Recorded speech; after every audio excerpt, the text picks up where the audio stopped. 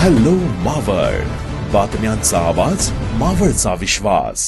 पुणे जिल्ह्याला हादरवून सोडणाऱ्या नसरापूर अत्याचार आणि हत्या प्रकरणात आता तपासाला मोठी गती मिळाली आहे.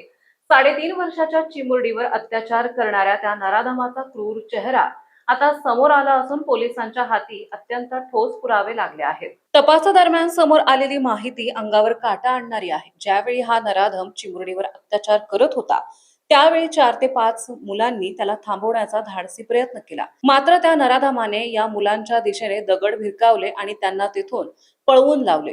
हा संपूर्ण थरारा सीसीटीव्ही कॅमेऱ्यात कैद झालाय. पोलिसांनी हा सीसीटीव्ही जप्त केला असून त्यात प्रत्यक्षदर्शी मुलाची साक्ष सुद्धा नोंदवून घेण्यात आली आहे. हा पुरावा नराधमाला फासावर लटकवण्यासाठी सर्वात महत्त्वाचा ठरणारा आहे. आज या आरोपीला पुण्यातील शिवाजीनगर सत्र न्यायालयात ऑनलाईन पद्धतीने हजर करण्यात आले होते. यावेळी न्यायाधीशांनी आरोपीला एकच प्रश्न विचारला, पोलिसांविरोधात काही तक्रार आहे का? त्यावर आरोपीने नाही असे उत्तर दिले. दोन्हीही बाजूंचा युक्तिवाद ऐकल्यानंतर कोर्टाने आरोपीच्या पोलीस कोठडीत वाढ केली असून आता 14 मे पर्यंत तो पोलिसांच्या ताब्यात असणार आहे. या प्रकरणाचा खटला फास्ट ट्रॅकवर चालवण्यासाठी राज्य सरकारने मोठी पावले उचलली आहे. प्रसिद्ध सरकारी वकील अजय मिसर यांची या प्रकरणात नियुक्ती करण्यात आली. विशेष म्हणजे राज्य सरकार आता विशेष न्यायालय स्थापन करण्याबाबत अध्यादेश काढणार आहे.